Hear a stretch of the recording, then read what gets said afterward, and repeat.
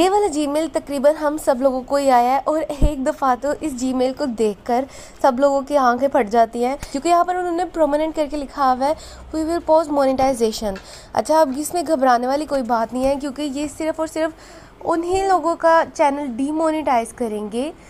जो लोग यूक्रेन की वॉर के ऊपर गलत अफवाहें फैला रहे हैं या उस वॉर को मज़ीद बढ़ावा देने की कोशिश कर रहे हैं या फिर इस तरह की वीडियोस बना रहे हैं कि उनको कोई भी नॉलेज नहीं है और वो बस व्यूज़ के लिए अपनी तरफ से कुछ भी बोलते जा रहे हैं। तो यूट्यूब कहता है कि ऐसा चैनल जो है उनकी वीडियोस की मोनेटाइजेशन को पॉज कर देंगे, और अगर वो बाज नहीं आएंगे और इस तरह की वीडियोज़ जो है वो बनाते रहेंगे तो हम उनका चैनल भी जो है वो डीमोनेटाइज कर देंगे और उसकी मोनेटाइजेशन ख़त्म कर देंगे हर वीडियो से। और इवन कि आपका चैनल जो है वो डिलीट भी हो सकता है या फिर बैन भी हो सकता है। तो इसलिए इस टॉपिक पर वीडियो बनाने से आप अवॉइड करिए, ख़ास तौर पे ऐसी वीडियोस जिनके बारे में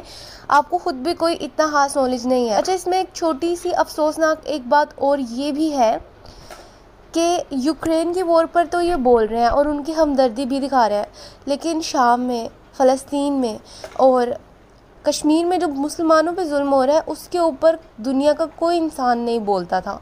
और ये दुनिया का जो दोगलापन है ना, अल्लाह ताला ने सामने लेके आया कि अगर किसी नॉन मुस्लिम कंट्री के ऊपर ये सब कुछ होगा ना तो वो जो है ना वो बेचारे हैं, और किसी मुस्लिम कंट्री के ऊपर ये जुल्म होगा ना तो फिर वो जो है वो टेररिस्ट है। और ये दुनिया सीरियसली बहुत दोगली है।